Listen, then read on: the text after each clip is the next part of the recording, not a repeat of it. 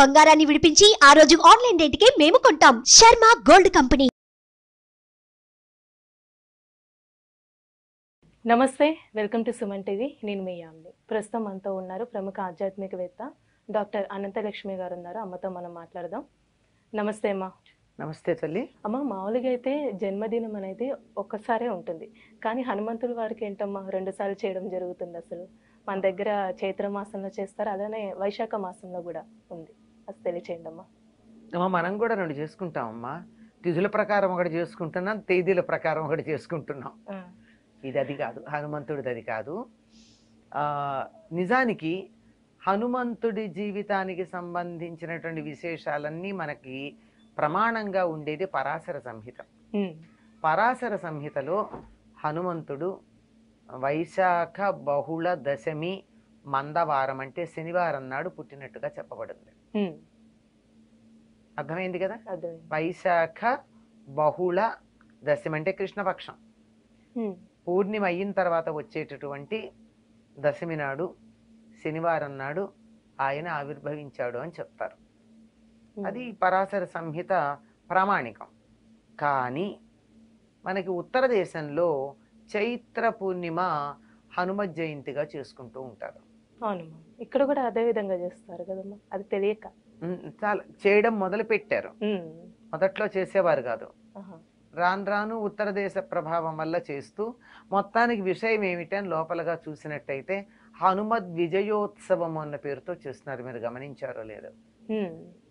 అంటే విజయోత్సవం అంటే ఏంటమ్మా? హనుమంతుడికి నీ వల్ల కదా మాకింత జరిగింది అని రాముడు ఆయన్ని మెచ్చుకున్నటువంటి రోజు అన్నమాట. చైత్రమాసంలో తిరిగి వచ్చిన తర్వాత నవమి నాడు ఈయనకి పట్టాభిషేకం ముహూర్తం పెడితే ఆ రోజు కదా పట్టభంగం అయ్యి అరణ్యవాసానికి వెళ్ళాడు. మళ్ళీ వచ్చేటప్పటికి ఆ రోజుకు తిరిగి రాకపోతే నేను ప్రాయోపవేశం చేస్తానంటే హుటాహుటిన బయలుదేరి రాముడు వచ్చాడు. నవమి కల్లా తిరిగి వచ్చాక పట్టాభిషేకం ఆ తర్వాత చేయడం జరిగింది.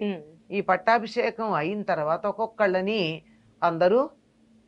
ఒక్కొక్కళ్ళని రాముడు సన్మానించటం మొదలుపెట్టాడు.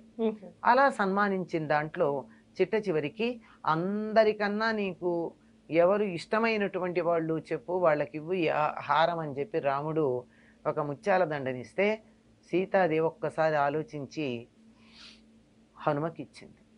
అంటే అందరికన్నా తనని ఉద్ధరించినటువంటి వాడు హనుమ అన్న ఉద్దేశంతో రాముడు కూడా అంతే.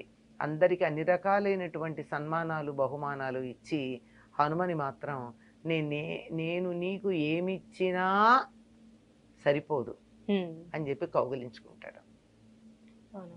అలా హనుమంతుణ్ణి గౌరవించిన రోజు అని కొంతమంది చెప్తారు. ఈ విజయోత్సవంగా ఇలా రకరకాలుగా ఈ రోజును చేసుకుంటారు. ఏదో వంకన హనుమంతుడిని పూజించుకోవడం మంచిదే కదమ్మా. అంతే కదమ్మా. అది సంగతి. ఇప్పుడు వైశాఖ మాసంలో వచ్చే ఆంజనేయ స్వామి గురించి అంటే జన్మదినం, అది ఆ రోజు పుట్టినట్టేనమ్మా? అది మనకి పరాశర సంహితలో స్పష్టంగా ఉందమ్మా. అది వైశాఖ బహుళ అంటే పౌర్ణమి వెళ్ళాక కృష్ణపక్షంలో ఉండే దశమి నాడు పూర్వభాద్ర నక్షత్రంలో హనుమ ఆవిర్భవించాడు అని చెప్పారు. అదే తప్పనిసరిగా అక్కడే అందులో ఉన్నది, దాన్ని మనం ప్రమాణంగా తీసుకుంటూ ఉంటాం.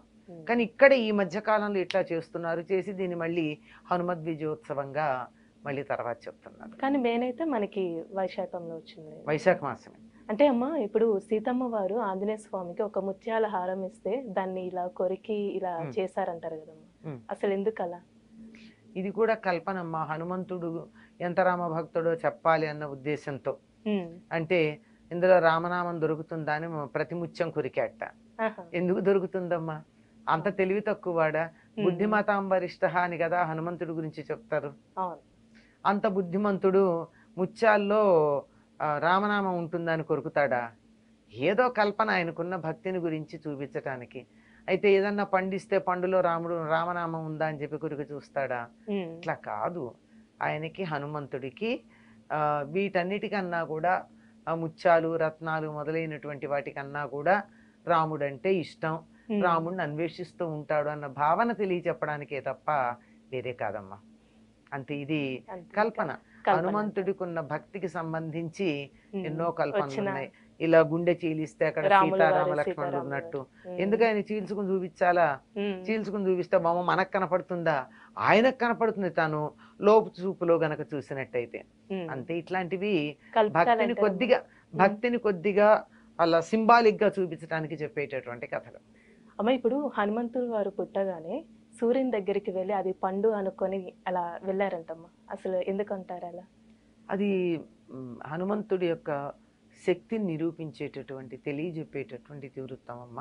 ఉమ్. పుట్టంగానే అలా ఆకలేసిందట. ఉమ్. ఎదురుగా ఉదయిస్తున్న సూర్యుడు కనపడ్డాడు. ఎర్రగా కనిపించేసరికి. కనపడంగానే ఆ పండు తిందాం అనుకుని బయలుదేరాడు. ఉమ్.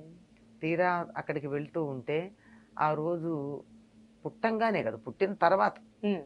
పుట్టిన తర్వాత అలా బయలుదేరి వెడితే ఈయన దశమి నాడు పుట్టాడు. ఉమ్. 3 రోజులైంది. అమావాస్య నాడు పండు తినడానికి వెళ్ళాడు. వాళ్ళమ్మ కాస్త బయటికి వెళ్ళిందో ఏమో పండు తేవడం. ఉమ్. వెళ్ళేటప్పటికీ ఆ రోజు అమావాస్య సూర్యగ్రహణం. ఉమ్. అక్కడ రాహు ఉన్నాడు. ఉండి వెంటనే ఇంద్రుడి మీద కోపం వచ్చింది తనకి. నాకు నువ్వు ప్రతి గ్రహణం ఉన్న సమయంలో నాకు ఆహారంగా ఇచ్చావు కదా సూర్యుడిని, మళ్ళీ ఇంకెవరికి ఇచ్చావు నువ్వు ఉమ్. అని ఇంద్రుడితో దెబ్బలాడడానికి వెళ్ళాడు రాహు. రాహు అలా వెళ్ళంగానే వెంటనే ఇంద్రుడు బయలుదేరి వచ్చాడు. ఉమ్. ఇదేమిటి వీడెవడు నువ్వు రాహుని అడ్డుకున్నాడు అని. హనుమంతుడు అప్పుడు అక్కడి నుంచి వీడి మీదకి వచ్చేసాడు, ఇంద్రుడి మీదకి వచ్చాడు. ఇంద్రుడి మీదకి కాదు, ఇంద్రుడు ఎక్కిన ఐరావతం మీదకి వచ్చాడు. ఉమ్. అంత దూరం పోయి పండు తినడం కన్నా సూర్యుడి కన్నా రాహు బాగున్నాడు. రాహు కన్నా ఐరావతం ఇంకా బాగుంది, దగ్గరగా ఉంది. ఉమ్. ఇది ఐరావతాన్ని తిందామని వెళ్ళేటప్పటికి ఇంద్రుడికి కోపం వచ్చి వజ్రాయుధం వేశాడు. ఉమ్. ఆ వజ్రాయుధానికి ఈయన దవడ పేలిపోయి మూర్ఛపోయాడు. ఉమ్. అంత బలం కలిగినటువంటి వాడు మూర్ఛపోయేటప్పటికి తన కొడుక్కి ఇంత కష్టం కలిగిందని వాయుదేవుడు తన కొడుకుని తీసుకుని ఒక గుహలో బంధించి కూర్చున్నాడు. ఉమ్. వాయువు లేకపోయేటప్పటికి అందరికీ కీళ్లు పనిచేయడం మానేశాయి. అందరూ వచ్చి ప్రార్థిస్తే బ్రహ్మగారు వచ్చి ప్రార్థించిన తర్వాత వాయుదేవుడు తన కోపాన్ని తగ్గించుకున్నాడు. బ్రహ్మ అందరికీ చెప్పాడు, మీరందరూ వరాలు ఇవ్వండి ఈ బిడ్డకని. ఉమ్. బ్రహ్మగారేమో అతనికి బ్రహ్మాస్త్రం అతడి మీద పనిచేయదు అని, అతనికి చిరంజీవిత్వం ఉంటుందని ఇచ్చాడు. ఉమ్. అందరూ ఆయుధాలు ఇచ్చారండి. ఉమ్. ఆయుధాలు ఇచ్చారు, వరాలు ఇచ్చారు. అందువల్ల అతనికి సుఖమే కలిగింది. అంత బలం కలిగిన వాడు. సూర్యుడు ఏం చేశాడంటే, ఈ పిల్లవాడు చదువుకునే వయసు వచ్చిన తర్వాత నేను నీకు చదువు నేర్పిస్తా అన్నాడు. ఉమ్. ఇప్పుడప్పుడే పుట్టాడు కదా, 5 ఏళ్ళు వచ్చిన తర్వాత ఉపనయనం చేసి చదువు నేర్పించడానికి పంపిస్తే సూర్యుడికి ఎదురుగా నిలబడి సూర్యుడితో పాటు కదులుతూ చదువు నేర్చుకున్నాడు హనుమంతుడు. ఉమ్. ఇప్పుడు సూర్యుడు ఇలా పెడుతున్నాడమ్మా, సూర్యుడికి ఎదురు నిలబడ్డవాడు ఎట్లా వెళ్ళాలి? వెనక్కి అడిగేయాలి. అవును. సూర్యుడంత వేగంగా వెనక్కి నడుస్తూ కదలకుండా 24 గంటలు చదువు నేర్చుకున్నాడు హనుమంతుడు. ఉమ్. అంత బలం కలిగినటువంటి వాడు గనకే సూర్యమండలం దగ్గరికి ఎగురుకుంటూ వెళ్ళి అది పండు అనుకుని తినడానికి బయలుదేరి వెళ్ళినవాడు. అందుకే సూర్యుని మించినటువంటి జ్ఞానం ఇచ్చేవాళ్ళు మరొకళ్ళు లేరు. హనుమని మొట్టమొదటిసారి చూసినప్పుడు హనుమ మాట్లాడినటువంటి మాటలు విని రాముడు ఒక పెద్ద ప్రమాణ పత్రం ఇస్తాడు. ఇలాగ మాట్లాడే మాట యొక్క లక్షణాన్ని బట్టి అంత గొప్ప చదువు నేర్చుకున్నాడంటే సూర్యుడి వల్ల. చాలా చక్కగా తెలియజేశారమ్మా. ధన్యవాదాలు. నమస్తే అమ్మా.